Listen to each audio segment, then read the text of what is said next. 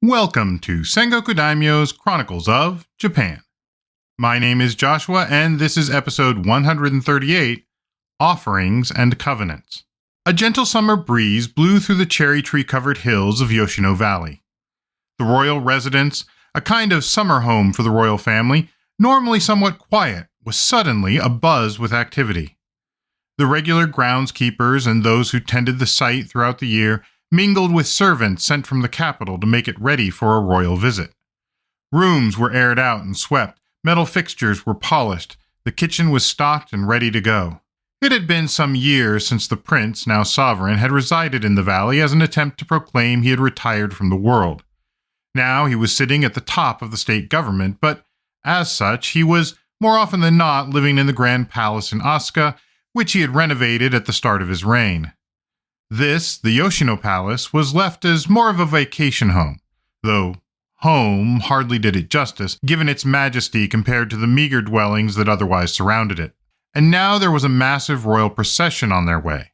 Sure, it was the sovereign and his queen, and only a handful of princes, but they would each need their own quarters and likely have their own household staff that would no doubt need to be fed and housed.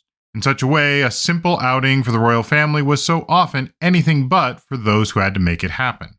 And yet, such labor was much preferred to toiling in the fields, especially as the heat of the day started to rise, and the height of summer loomed large in the all-too-immediate future. Alright, so we are in the midst of the reign of Owama, aka Tenmu Tenno, the brother of Nakano Oe, who came to power through the use of military force, purportedly used in self-defense, and the sovereign who would have a profound effect on solidifying the Ritsuryo state, as well as the chronicles and the history of the archipelago as we know it. We've talked about Owama's ascension to the throne and even his first year. We mentioned how during his reign he rewarded those who helped him, tweaked the rank system, and we talked a bit about what we know of clothing and the material culture of the period. This episode, we continue looking at what occurred during Owama's reign. Specifically, we'll be covering some of the ways in which Owama and his court were shaping the government and the structures of power to serve him and his family. This includes everything from rituals, such as making offerings to various kami, to the way he seems to have centralized power to himself and his family, which would have lasting impacts through the Asuka and Nara periods. First, though, a tiny little digression about silver. We start in the third lunar month of the second year since Owama ascended the throne, or the year 674 by the Western calendar. We are told that Oshiumi no Miyatsuko no Okuni, the governor of Tsushima, the island that formed the main border between the archipelago and the mainland, he reported that silver had been produced there for the first time, and he sent in some as tribute. This is the very first recorded instance of silver being produced in Japan. Now, at this time, silver mining was mostly limited to finding a vein of silver on the surface and digging it out as far as one could possibly go into the rock and stone. Still, silver would eventually become an important resource for the archipelago. Tsushima would continue to produce silver through modern times. Granted, production was limited until new refining techniques were introduced from Joseon Korea in the 16th century. This was just at the same time that Ming Dynasty deposits were declining, and as such, silver would become a major export from the archipelago to the mainland. Indeed, by the 17th century, it is said that Japan accounted for 1/4 to 1/3 of the entire world's silver production. For now, however, back in the Asuka period, the discovery of native silver was certainly a good start, but the Yamato court wasn't switching to a silver coin currency just yet. Rice and cloth were still the major currencies for tax and trade purposes. Still, this find seems not insignificant, and clearly the chroniclers thought so as well, as did the court. They granted Okuni, the governor of Tsushima, the rank of lower shokin. The silver produced by the mine was offered to the various kami of heaven and earth, and presents were made to the high ministers and others of the rank of shokin and above. Now then, though, let's get back to the Chronicles and to the meat of what we'll be talking about for this episode. So on the third day of the 8th lunar month of 674, we are told that the royal prince Osakabe was sent to Isunokami Shrine to polish up the divine treasures, at which point the sovereign made a rather spectacular decree. He declared that all of the precious things originally deposited in the sacred treasuries by the various houses should be returned to their descendants. Now, from what I can tell, this appears to be a reference to the long-standing practice by Yamato of demanding that those they had gained some level of hegemony over turn over their sacred objects for Yamato's keeping. We talked about this back in episodes 19 and 29, for example, when we talked about how Mimaki Iribiko, aka Sujin Tenno, and Ikume Iribiko, aka Suinin Tenno, had both requested treasures from Izumo and elsewhere to be stored in the treasure house of Isonokami. We aren't told what all these treasures were, but we can deduce that these were the sacred treasures of the different houses and localities, much as the mirror, jewel, and sword were sacred treasures of Yamato. These were items that early on distinguished the elite class in the archipelago and had come to be gathered in the divine storehouses. You may recall how early on we saw mentions in the Chronicles that ships sent out to meet with others from different lands would place such treasures on a makeshift tree on the deck as a way of depicting who they were, who they represented. It would seem that these sacred objects came to represent the divine ancestors of those elites, and so eventually were associated with the idea of power and authority itself. As Yamato spread its influence, possibly as much through the spiritual authority of Mount Miwa as through the economic and military capability, it seems to have demanded that the various lands that came under its sway place their sacred treasures in Yamato's storehouse, a powerful image of Yamato's authority. In a sense, this was a kind of hostage situation. Recognize our authority, or your most sacred treasures representing your ancestors will be at risk. One wonders if this isn't part of the reason that we find buried caches of bronze ritual items, including weapons, bells, and other such things, perhaps as a means of keeping them safe from those who would steal them away. However, in the new era of the Ritsuryo system, those objects, while still considered divine and sacred, did not hold the same value as they once had. Perhaps I'm reading too much into it, but this really seems to me to be particularly illustrative of the idea that the cultural imaginary of state power and authority had shifted in the archipelago. Yamato's power and authority was no longer based on its role as a spiritual powerhouse as much as it was centered on the continental framework of a heavenly mandate and a system of laws and punishments. And so the sovereign could return sacred items back to their descendants because to do so did not cost him anything, and at the same time would no doubt earn him goodwill. He could appear magnanimous and in so doing solidify his position as the supreme hegemon of this new state. In many ways, this acknowledged the importance of the divine treasures to the people and to the kami, while also no doubt reinforcing Confucian stereotypes of the benevolent ruler. More importantly, this shows how Oama was restructuring the rituals of the state. After all, he had the Jingi-kan, an entire governmental department dedicated to administering the various shrines and sacred rituals. So even if the sacred treasures were returned, they were still technically, in some way or another, under the control of the state apparatus. We've already talked about the Daijosai, the Feast of First Fruits for a new reign, a central ritual to which Oama had added further pomp and circumstance. But as no less a scholar than Herman Ooms has written about, Oama also initiated the practice of ordering regular centralized offerings to not just one particular kami, but to several or even a number of kami or shrines at any given time. We see this in the following year on the 23rd day of the first lunar month of 675 in an almost offhand remark. Later, in the 10th month of 676, offerings were made to all of the Ahimbe kami of heaven and earth, that is, all the kami that were part of the festival of first fruits held on the first day of the rabbit on the 11th lunar month. Offerings were also made to all of the heavenly and earthly kami on the second day of the year in 681. Of course, these offerings would not just be enriching the shrines of these various kami, but would also reflect on the various uji connected to each of those shrines as well, furthering the bonds that tied them to the state. Another example of the court's involvement in these ritual innovations appears to be the worship of the deities at Tatsuda and Hirose.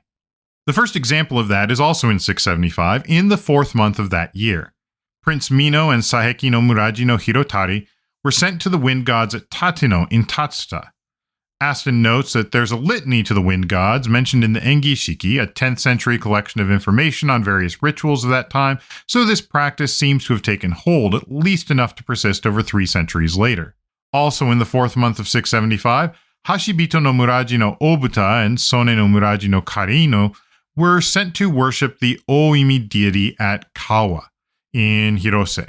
The Oimi appears to be a big abstinence deity whom Aston identifies with Wakauke Hime, who is responsible for food.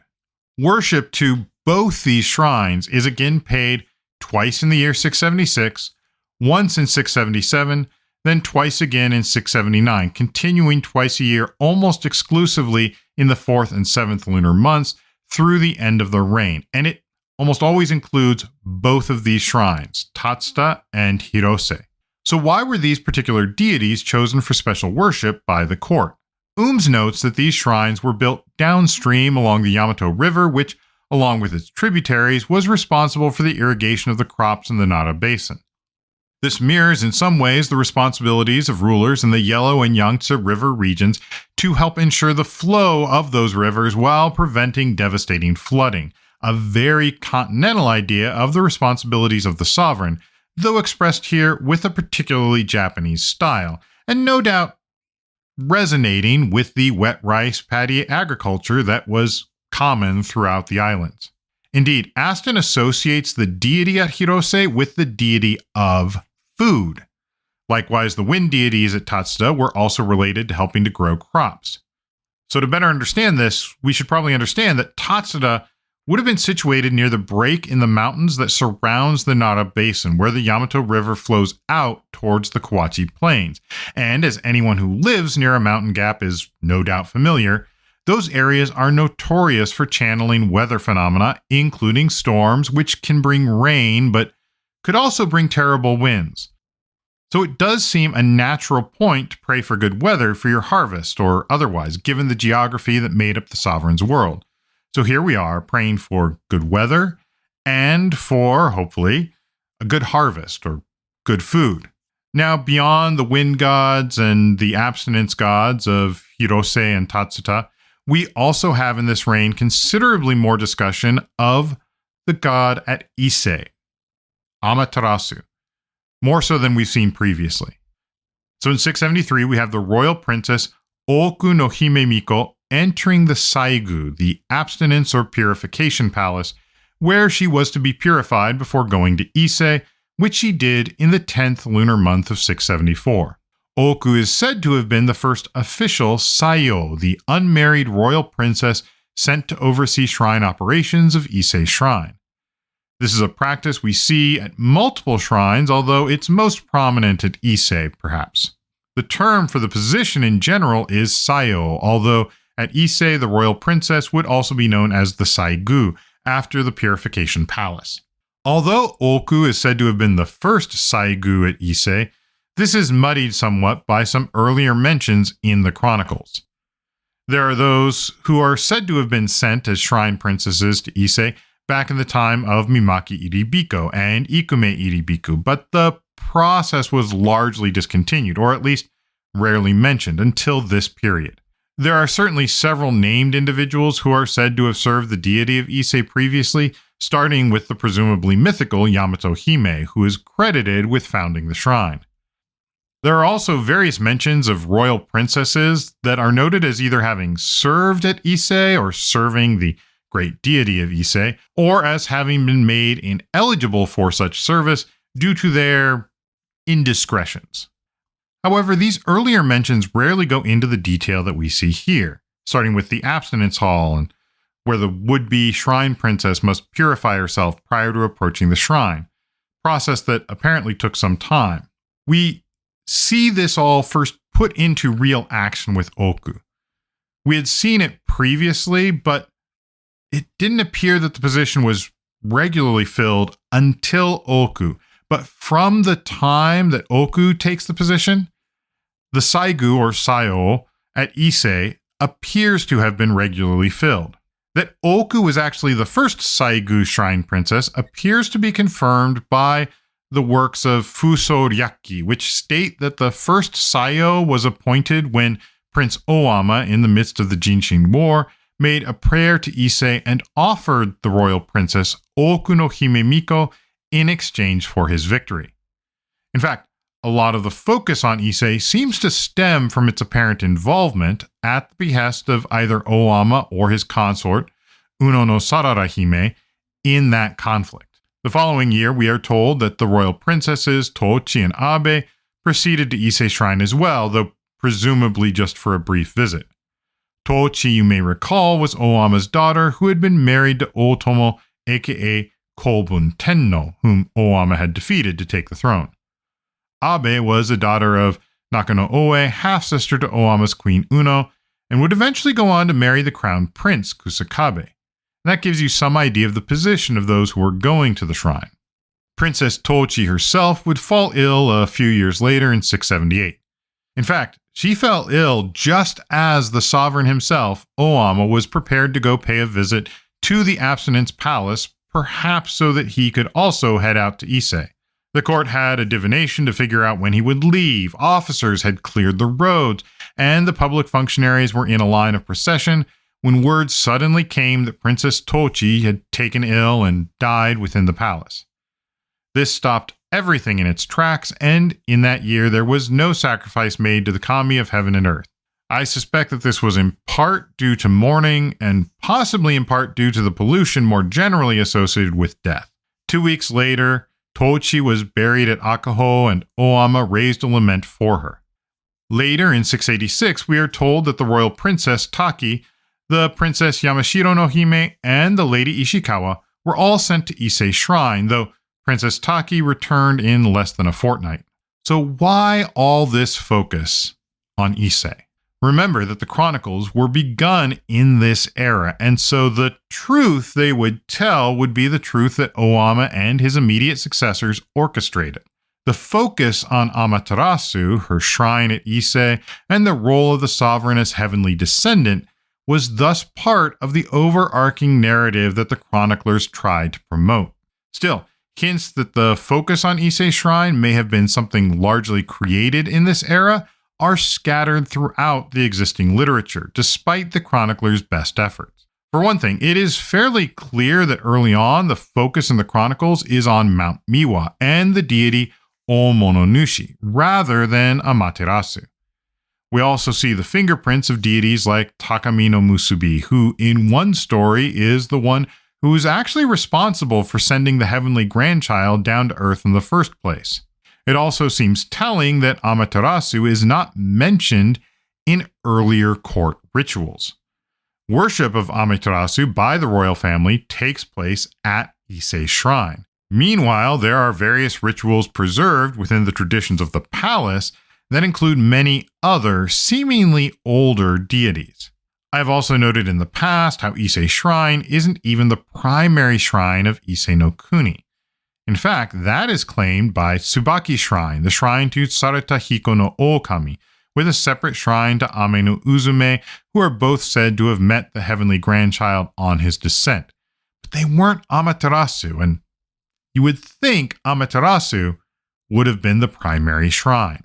None of this is to say that Issei Jingu was brand new at the time of the Chronicles' writing. There does seem to have been a shrine on the spot for some time, though even the Chronicles suggest that it might have been moved from a shrine originally housed in the Nara Basin. It's also possible and even likely that the rise of Issei and Amaterasu coincided with other trends at the time.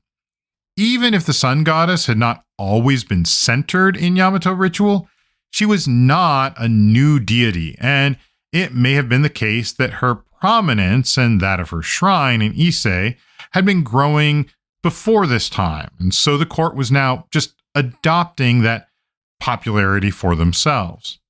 Of course, Owama and Uno didn't exactly spell out what they were attempting to achieve beyond the unification of the archipelago more broadly.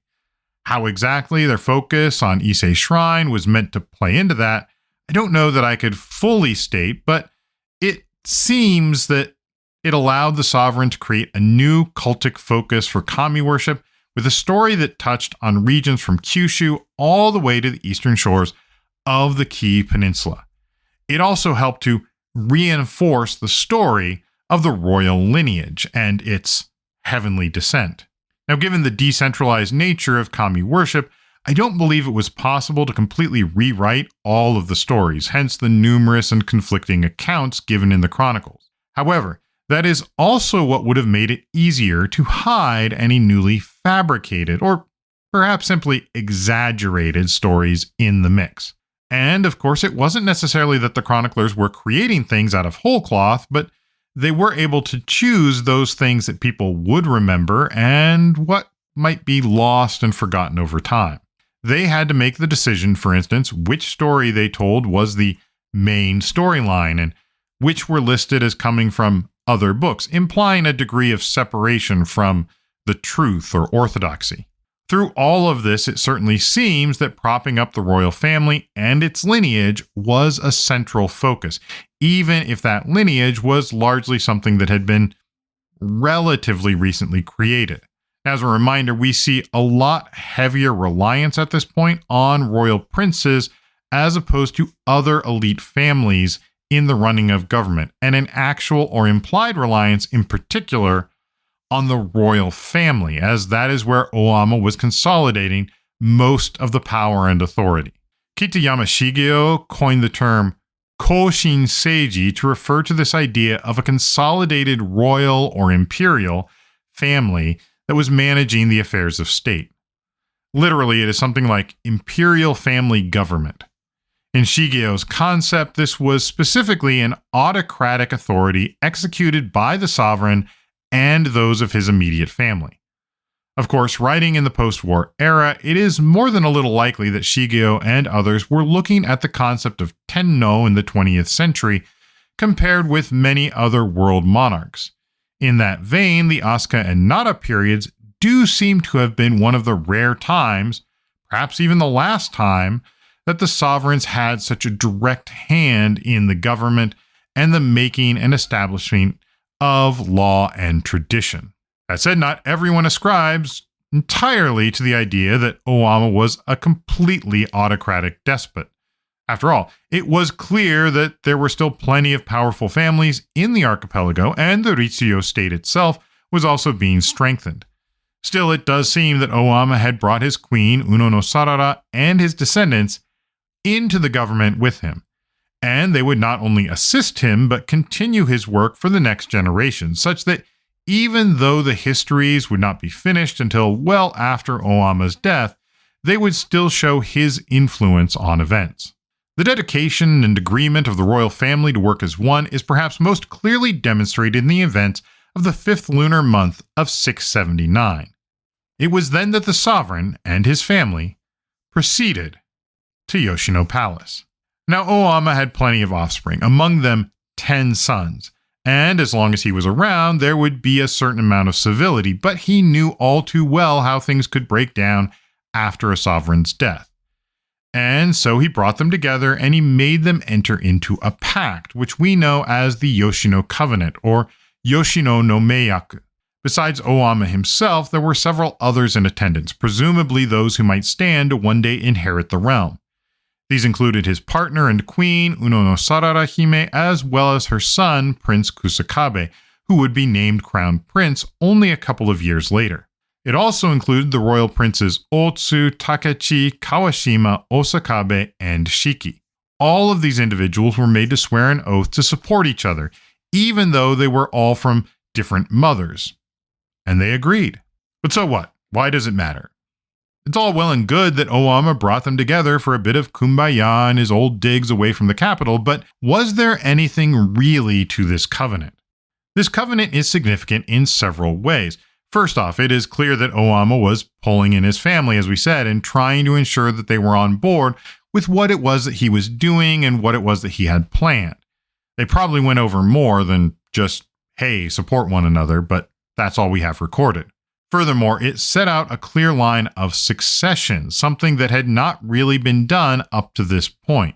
We have ideas on what would have made a candidate eligible, but other than naming a particular crown prince, there hasn't exactly been any clear process or rules of precedence for who would assume the throne. Here, though, we have a list of what appears to be an order of precedence, since It otherwise may not seem to make sense, at least from a modern perspective. See, a key clue in the Chronicles is often the order of the names. The most important or highest ranking person is usually given first, and then names are typically given in descending order of precedence. These are clues that this is the case, but it becomes even more stark when we actually see reference to an individual's court rank, or perhaps the size of their fief or something like that. Since this period brings about court rank, even for royal princes, we actually have some of that, at least in later records. As such, there's the idea that this order was actually providing for a line of succession for the royal princes. As I mentioned, up to this point, the contest for the throne was a toss-up with each monarch's death. Claims from competing princes were often considered equally valid until one proved their claim through a political or military victory. Owama appears to have been trying to add greater structure to this. Specifically, we see that Uno no Sarara's son, Kusakabe, is given pride of place. In fact, throughout the Chronicles, it is typical that we see the chroniclers designate a queen, a kogo, that is considered the primary wife. This queen is almost always found to be the descendant of previous royalty, granting their child a doubly royal lineage through both the maternal and paternal lines. There has been plenty of reason to doubt that this was actually the case in many of the historical instances that we've seen, and it does seem like the chroniclers stretched things more than a bit to make it all work out. However, now we are almost more concerned with the very truth that the chroniclers were attempting to burn into the social consciousness of the Asuka and Nara periods rather than the historical facts, because that gives us direct insight into how the court of that day viewed succession and legitimacy. And that does lead to another possible thought. Since the chroniclers knew how things turned out, it is possible that they were the ones ensuring the order was as we have it, whether in previous reigns, even in the current one.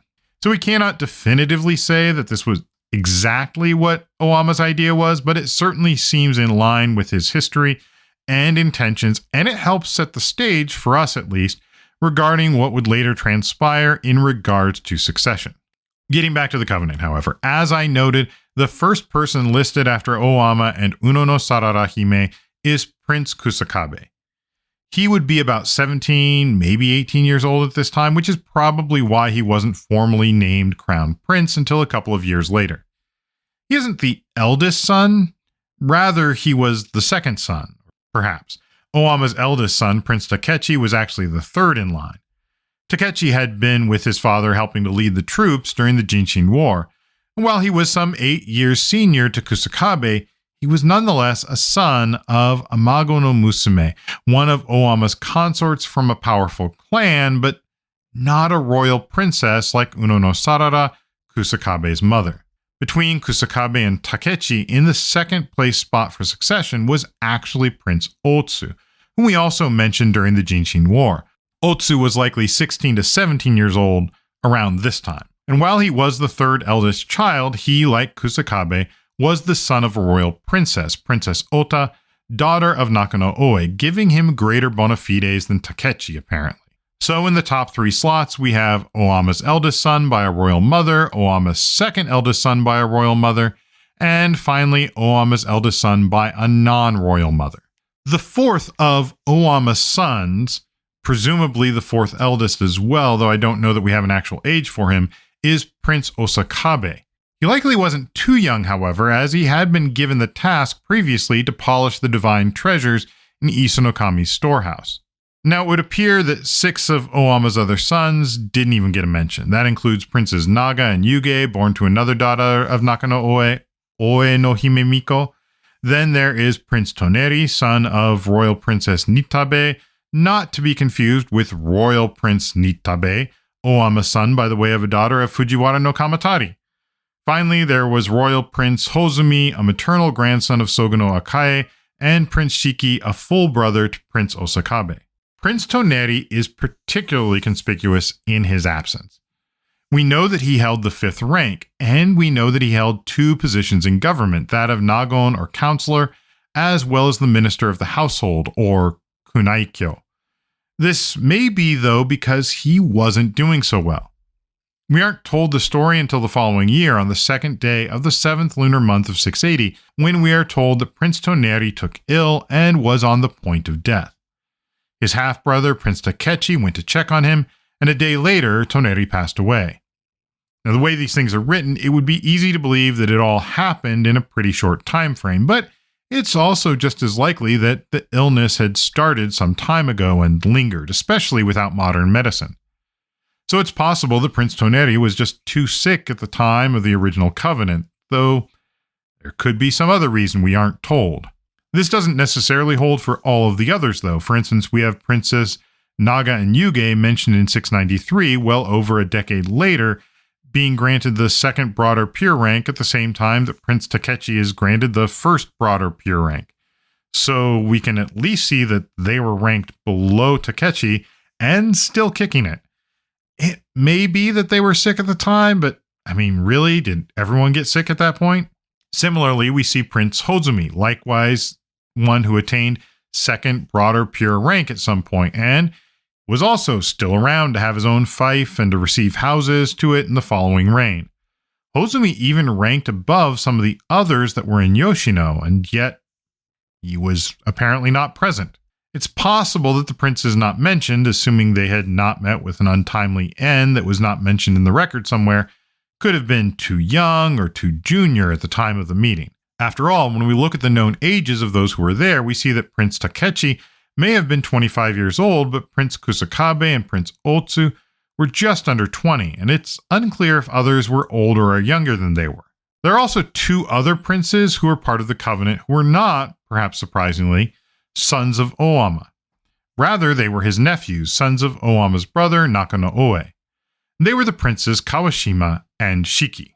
Now, Kawashima is mentioned several times throughout the record. Kawashima's mother was from a high-ranking noble family, but given that Kawashima was married to his cousin, one of Oama's daughters, that may have brought him closer to the royal family. He was about 22 years old at the time, too. Now, we see him often teaming up with Prince Osakabe on various projects, including the project to compile together the history of the royal household. In fact, Prince Kawashima always precedes Prince Osakabe when they are mentioned together. That said, we have evidence of Kawashima only being awarded up to the third greater pure rank, below even that of some of the others who weren't present, such as Prince Hozumi. His importance and impact, however, is noted throughout his numerous appearances in the record. In contrast, Prince Shiki has almost no mention in the record itself. It doesn't help that there are actually two Prince Shiki. One was born to Nakano-Oe and one to Oama. Their names are spelled differently, however, and although the first character of Shiki used in the Yoshino record matches neither of those names, the second character suggests that this is the son of Nakano-Oe, not the Shiki that was the brother to Prince Osakabe, though given that one followed the other in the record, there may have been some confusion on this point. With all that, we have our apparent line of succession, as well as an idea of who the movers and shakers might be within the royal family. From Oama and Uno no Sarara, we have Princes Kusakabe, Otsu, Takechi, Kawashima, Osakabe, and Shiki. 6 princes, 4 directly descended from the current sovereign, Oama, and 2 from Nakano-Oe's lineage. Obviously, promoting the idea of a strictly patrilineal succession of father to son probably caused some problems for Oama's own legitimacy, not that anyone was going to gainsay him while he was on the throne. However, with Kusakabe, they do seem to have established that in a de facto format at least, they were following some kind of process. Furthermore, it provided a blueprint for succession and how it might fall to the other line should the main line not work out. This put Prince Otsu as next in line should anything happen to Kusakabe, followed by then Takechi. That Kawashima may have had a shot over Osakabe just following Takechi, and then Shiki is interesting, as it suggests that it wasn't strictly about who descended from whom. In other words, it wasn't that the descendants of Oama were inherently superior to the descendants of Naka no Oe in all cases. We'll have to wait for Oama's death before we can fully appreciate how well this worked. Or didn't, of course. Throughout history, agreements and covenants amongst powerful interests are often only as permanent as long as all the interests remain aligned with one another, whether through mutual benefit or through the threat of consequences. Once the power shifts, as it almost always does, those promises and treaties are pretty much always up for renegotiation unless they are supported by some higher authority, whatever that might be. Following the royal family's offsite, they returned to the palace in Asuka, and there they had a formal ceremony in the Great Hall, the Odono, where the 6 princes all demonstrated their allegiance and paid respect to Oama. Given the timing of this event, one can likely assume that it was a kind of public acknowledgement of the covenant and agreement that they would all work together as a united front on the project of the government. And with that, I think we can bring it to a close for now. There is plenty more this reign to discuss before we move on, but we'll get there. Till then, if you like what we're doing, please remember to tell your friends and feel free to rate us wherever you listen to podcasts. If you feel the need to do more and want to help us keep this thing going, we do have information on how you can donate on Patreon or through our coffee site, ko-fi.com/Sengoku Daimyo, or find the links over at our main website, sengokudaimyo.com/podcast, where we will have some more discussion on topics from this episode. Also, feel free to reach out to our Sengoku Daimyo Facebook page. You can also email us at thesengokudaimyo@gmail.com. Thank you once again to Ellen for their work editing the podcast. That's all for now. Thank you once again, and I'll see you next episode on Sengoku Daimyo's Chronicles of Japan.